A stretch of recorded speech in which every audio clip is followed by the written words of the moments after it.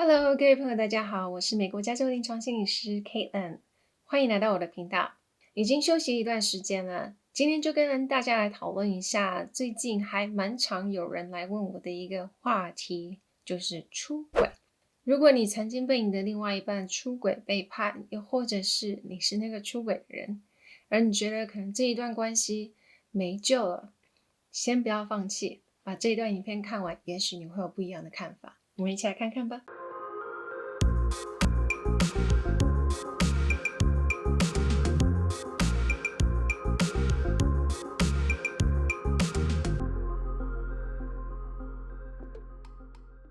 首先呢，在我们开始之前一样，先跟大家提醒一下，我们这个频道呢是跟心理相关的，所以如果你对这样子的议题或者是心理相关的一些话题有兴趣的话，麻烦帮我们按下订阅跟小铃铛哦，这样我们一有新的影片的时候，你就可以收到通知了。这一段时间还蛮常会有朋友跟我来讨论一下，就是所谓的被背叛啊、被出轨啊这样子的一个话题。那他们就会问我，你觉得这样子还有救吗？那我想跟大家分享一下，在临床经验上面呢，有一个临床心理师还蛮有名的，就是 John Gottman 跟他的太太 Julie Gottman， 他们两个人做了很多的夫妻研究。在我们之前的一个就是会毁灭你婚姻的4大指标当中，就是透过他们研究来发现呢，如果你在关系里头有 contentment、stonewalling、criticism 这样子的一些行为的时候呢，你们的婚姻很有可能会走向破灭，也就是离婚的一个下场。为什么呢？因为在关系里头，我们就是一个互动。我今天跟你说一句话，这段话它本身是平庸的，是没有所谓的正向或负向，但是你给我的回应是不理不睬，甚至是说又没有什么。我跟你说，你看一下那个橱窗外面的那个鸟，好可爱哦。然后你就哪有鸟，有什么好看的？赶快吃东西。你的反应是负向的，又或者是OK，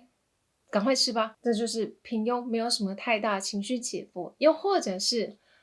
真的耶，我也觉得还蛮可爱的，你怎么都会注意到这些奇妙的事情，好妙，很可爱。那你给我的回应就是正向的，我们可以有不同的回应，而这是我们可以刻意去选择跟练习如何跟彼此营造一些正向的一些回应。Back to our topic， 关系里头呢，我们缺少了这些正向的，而比较多是平庸或者是负向的时候呢，慢慢我们的关系就会疏远，甚至是觉得没有所谓的比较深层的连接。而这也是常常很多人在关系里头不知道如何表达，我其实需要你的爱，我需要你的关心，又或者是我其实需要你的注意，而因为缺乏那些爱跟关心和注意，我们内在有一种空虚感的时候，我们会需要有一种被满足的感觉，我们可能就会透过其他的方式去满足我们的需求。所以有些人可能会在关系里头透过例如像出轨这样子的方式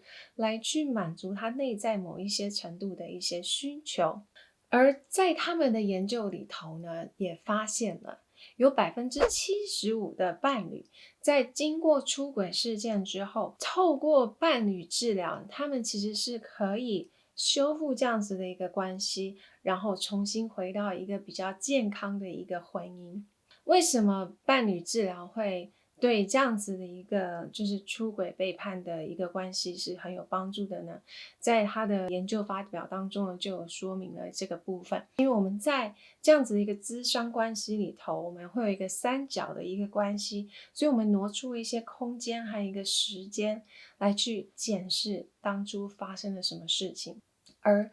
我们可以在这里头真正的去表达我们对于出轨，还有出轨这件事情，还有出轨对我造成的影响，又或者是我是出轨的那个人，我的内在有哪些感受，我有哪些话我很想要表达，也许我没有机会跟你表达的。而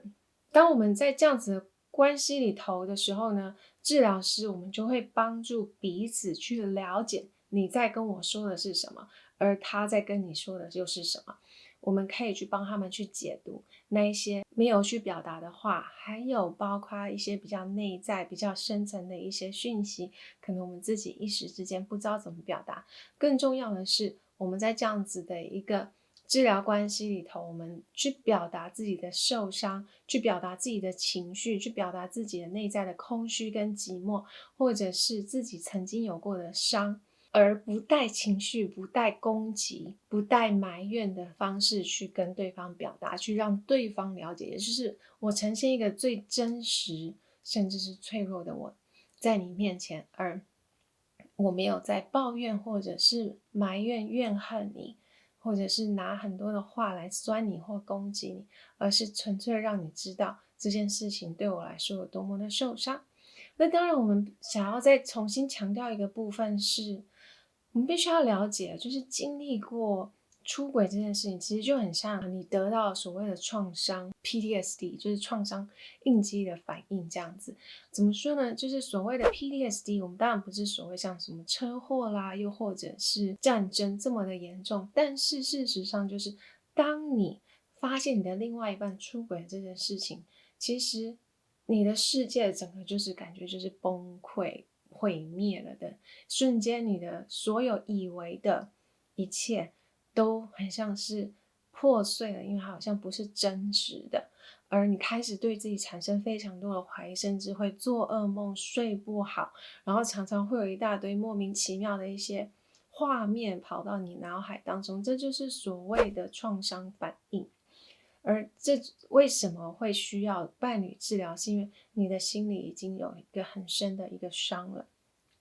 而在这样子的治疗过程当中，我们需要完完全全的去诚实以对，然后很真诚的和彼此相对，去和彼此对话。而在我们这样子的过程里头呢，去疗愈是需要时间的。那有一些阶段，第一个阶段就是所谓的赎罪，第一阶段就是被背叛的人呢，去表达他们对于所谓婚外情或者出轨这件事情的感受。那他们可以去问他们任何想要问的问题。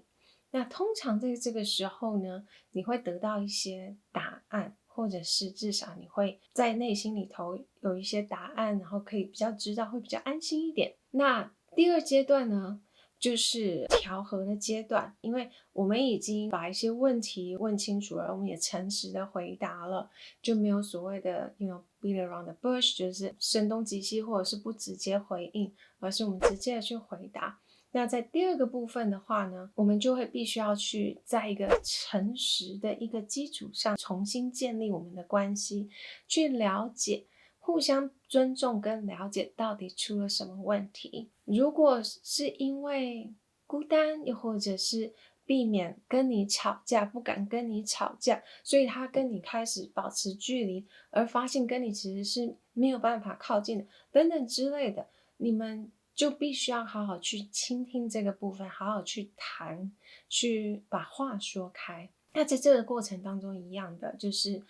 我们要学会很重要的事情是 active listening， 就是很认真的去倾听这个人。第二就是不要批判，尽量只去表达你自己的感受，表达所谓的事情，然后减少就是所谓的攻击或者是防御的一个部分。那最后呢，就是重新建立我们的关系，也就是 attachment 的一个部分。当我们开始关系重新建立起来，就是我们诚实的去面对彼此之后，你就等于是进入一个新的关系了。那这个关系你们就可以开始去慢慢的去维持，然后去建立你们的信任啊，建立你们之间的亲密。那当然我们必须要回到就是所谓的创伤这些事情，它可能会需要很长的时间，我们在说的是6个月、1年，可能要很多次的道歉，可能你会觉得自己好像进步了一点点，又退步了，然后进步一点点又退步了，可能会经历过这样子的一个波折好几次，才会觉得好多了。这是我一开始说的，不要急着去放弃你的这一段关系，因为有75%的人因为经历过这些事情之后，